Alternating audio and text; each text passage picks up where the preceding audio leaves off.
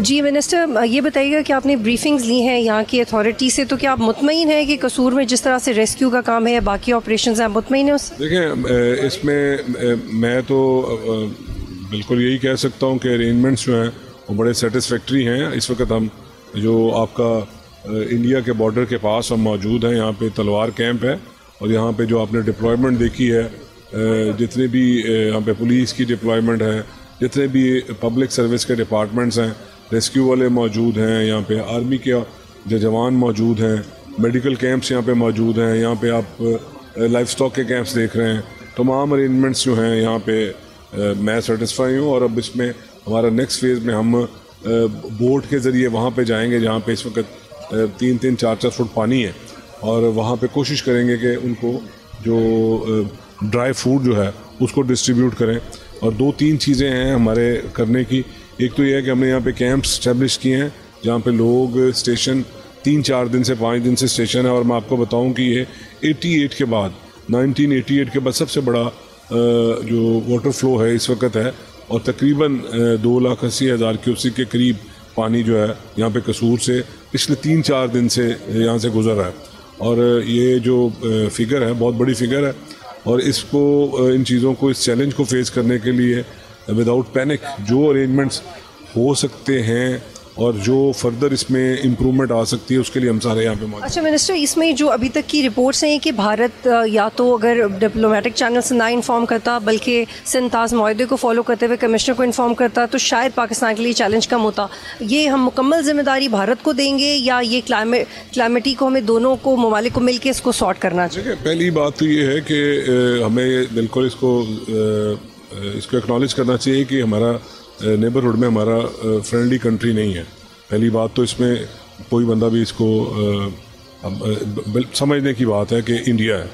और सेकेंडली इस बात को भी हम आप डिनाइल नहीं दे सकते कि क्लाइमेट चेंज की वजह से इतना बैडली हम हिट हुए हैं। ये मिक्सचर है।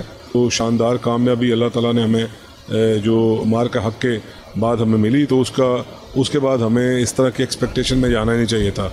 और जो बहुत दिल को लगने वाली बात यह है कि हमारे जो यहाँ पे जो DPO हैं और DCO हैं दोनों वेल अवेयर थे और उन्हें पता था कि हमें यहाँ से किसी किस्म की कोई कॉपरेशन नहीं मिलेगी बॉर्डर की दूसरी साइड से। और उन्होंने बहुत शानदार तरीके, उनकी स्ट्रेटजी भी मुझे पसंद आई और वो इस पे पहले ही वर्किंग कर चुके थे।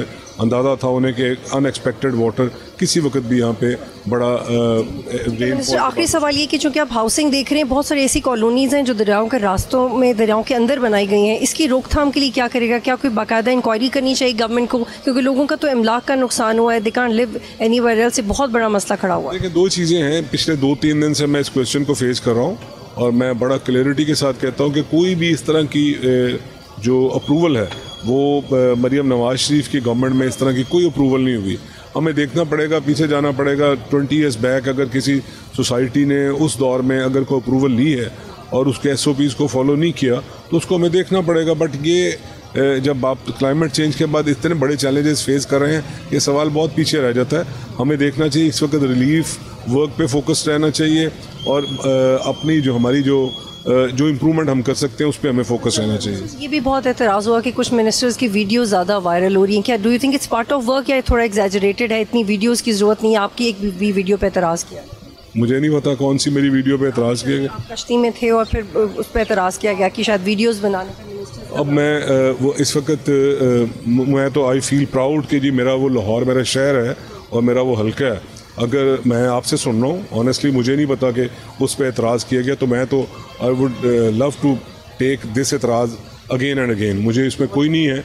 अगर अपनी जान पे खेल के अगर 2 लाख क्यूसेक और उससे ज़्यादा पानी के फ़्लो में अगर आप जाते हैं और अपने एरिए के, अपने शहर के लोगों को ख़ुद उसको कहते हैं सीइंग इज़ बिलीविंग, तो अगर आप ख़ुद देखने जाते हैं तो इसमें क्या एतराज़ है? अगर मेरे इस वीडियो पे एतराज़ करते हैं तो मैं तो अभी भी किसी ना किसी वीडियो पे की ज़र में आऊँगा और मैं बड़ी खुशी के साथ मैं जाऊँगा। और मैंने तो DPO साहब और DCO साहब को वहाँ से जब मैं रन डाउन ले रहा था इस सारी ब्रीफिंग का, तो मैंने इनको कहा कि जी मुझे तो हर सूरत में उस स्पॉट पे पहुँचना है, उस जगह पे पहुँचना है जहाँ पे लोग अफेक्टीज़ हैं, तो मुझे इस पर कोई इतराज़ नहीं है। इस वक्त कसूर के डिप्टी कमिश्नर और DPO मेरे साथ मौजूद हैं। बहुत शुक्रिया आप दोनों का। सर बताइएगा, जितना पहले आपको इतलाक की गई और जिस तरह से इंडिया की तरफ से पानी रिलीज़ किया गया, आप मुतमईन हैं उस वार्निंग के टाइम से? जी मैडम, ये तकरीबन it has been going on for last 28 days.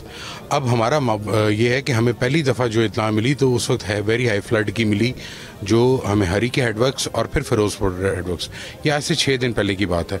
वहाँ से हमें जो इन्फॉर्मेशन फ़्लो होती है वो थ्रू PDMA हमारे तक आती है। As a matter of fact हम ऑलरेडी बिकॉज प्रिकॉशन स्टेज पे थे और हम सारा कुछ है, हमें एहतियाती तदाबीर करनी थी, तो हमें इतलात उस तरह नहीं आई।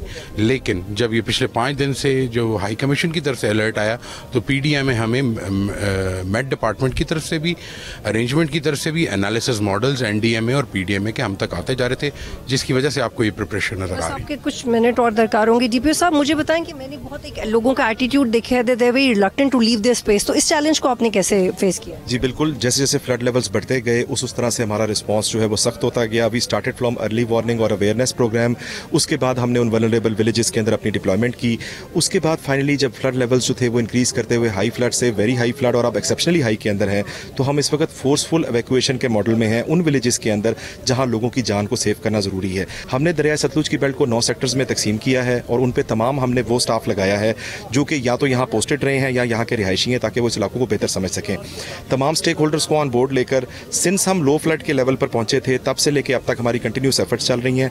आज 5 दिन हो चुके हैं, दिन और रात हम इसमें एक्टिविटीज़ में। DPO साहब, हमने ब्रीफिंग में सुना कि आपको मजीद बोट्स दरकार हैं, अभी एनिमल्स हैं जो आपको लगता है मजीद रेस्क्यू होने की जरूरत है, उसको तेज़ करने के लिए आप क्या कर रहे हैं?